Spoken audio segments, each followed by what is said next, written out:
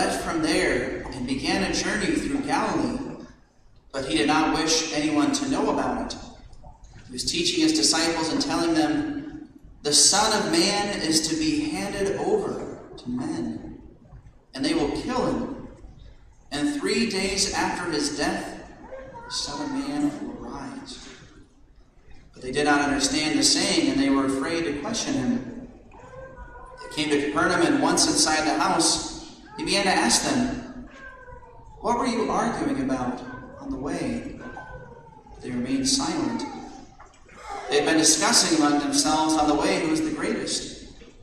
Then he sat down, called the 12, and said to them, "If anyone wishes to be first, he shall be the last of all, and the servant of all."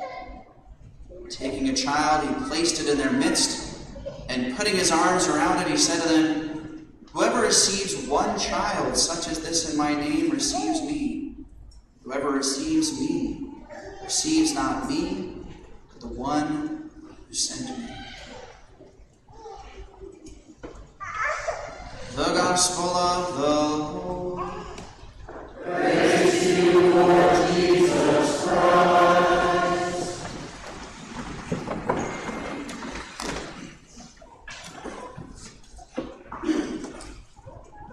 So in today's Gospel, we have this very probably well-known story from many of us. Jesus, as he was on his way through Galilee, on his way to Jerusalem, he told his disciples about what was going to happen to him, that he would be handed over and arrested, killed.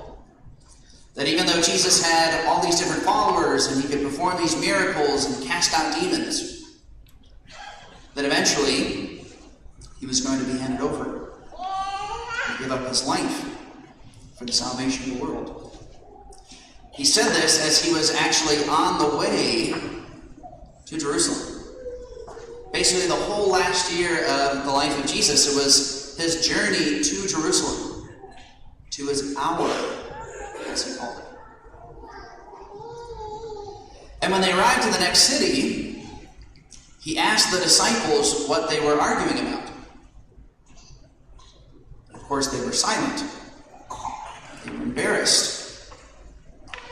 The disciples, after he had told them what was going to happen to him, they decided to argue about something completely irrelevant, about which one of them was the greatest, which one of them deserved the highest honors. And many of us, when we hear this story, you might be tempted to laugh and make fun of those silly disciples. And yet all of us, if we're honest with ourselves, there's a little bit of those disciples in each of us. Many of us, we take ourselves far too seriously. Our reputations, our social status, our accomplishments, and our careers. The way that people look at us.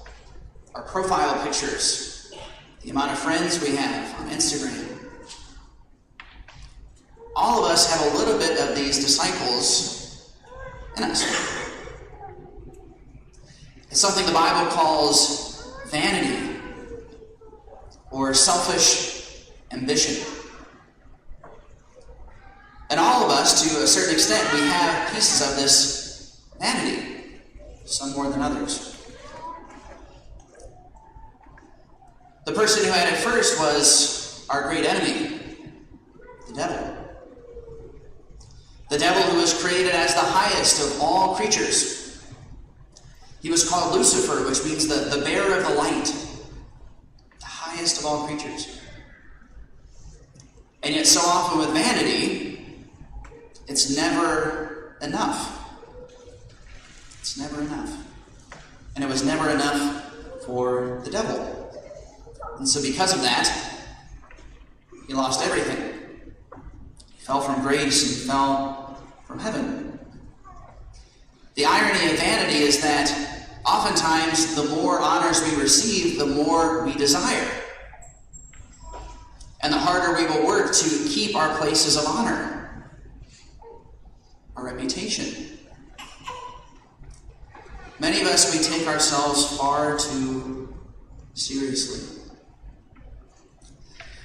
When people are insulting towards us, how personally we can take it sometimes. When we don't make that promotion or we don't make the team, we can take it so hard and so personally. Many of us are just like those disciples. We take ourselves far too seriously. And yet, at the same time, we have this irony of the fact that many of us, we don't take ourselves seriously enough. Don't take ourselves seriously enough. And what do I mean by that? What does it mean for somebody to not take themselves seriously enough? I'll give you an example. In our culture today, one of the great cultural values and virtues is about recycling and saving the environment, right, and saving the planet. And obviously that's a good thing. Right? All of us should be in support of that. But here's the thing that many people don't realize.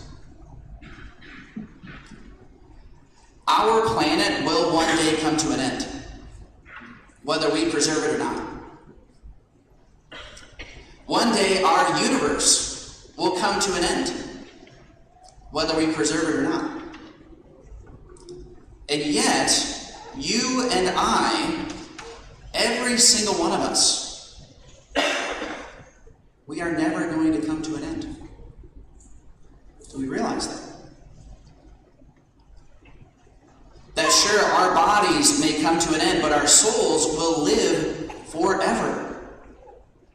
Your soul and mine will outlast not only our planet, but even the entire universe. What that means is that you and I are infinitely more valuable than our entire cosmos. Do we realize that?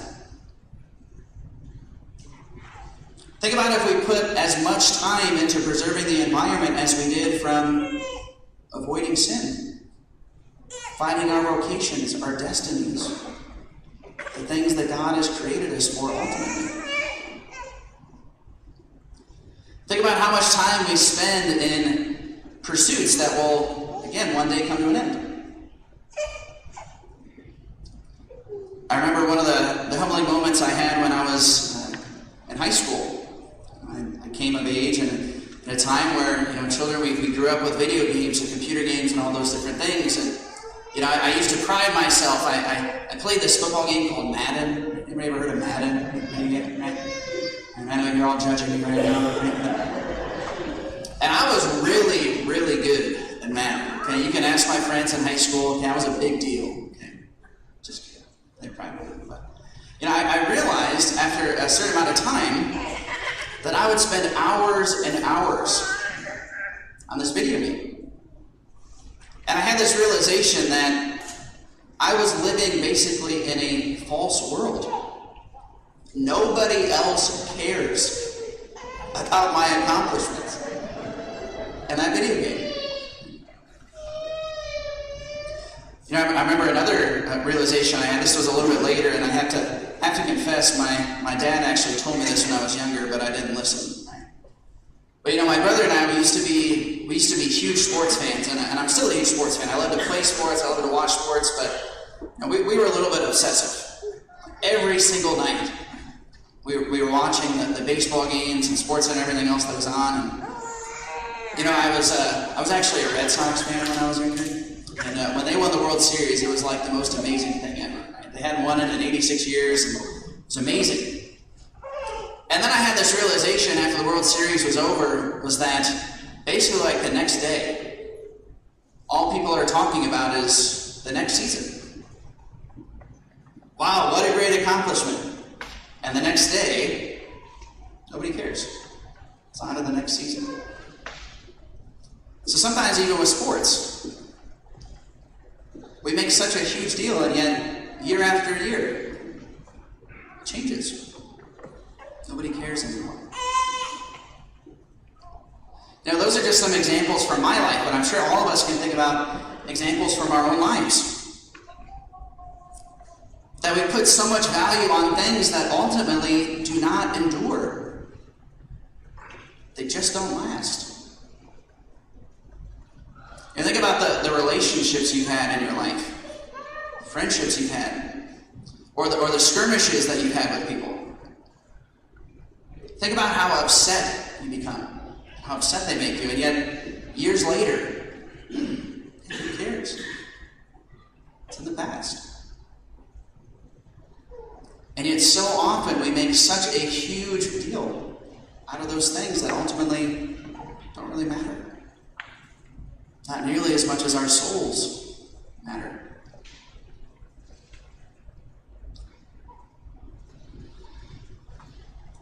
Ultimately, the only thing that really matters is what we're here for. We're not here for a video game or for a sports team.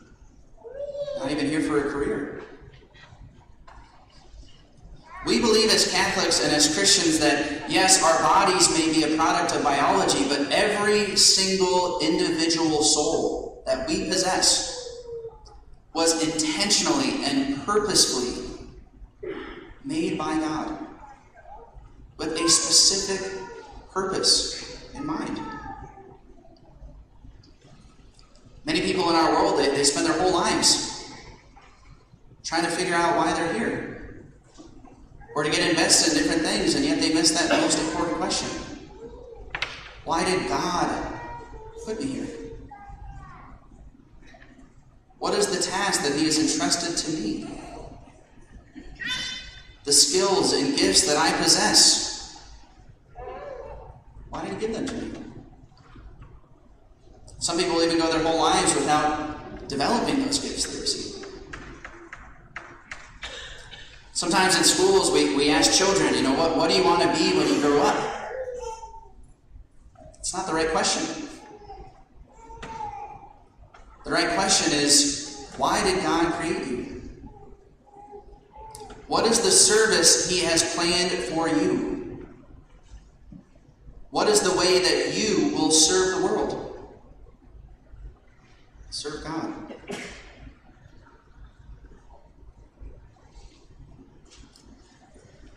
Many of us are just like these disciples. We take ourselves far too seriously in terms of temporal things. And yet we highly underestimate our immense dignity and the crucial importance of the role that each of us were created to play in this world. Our destinies, our vocations, the mission God has entrusted to each of us.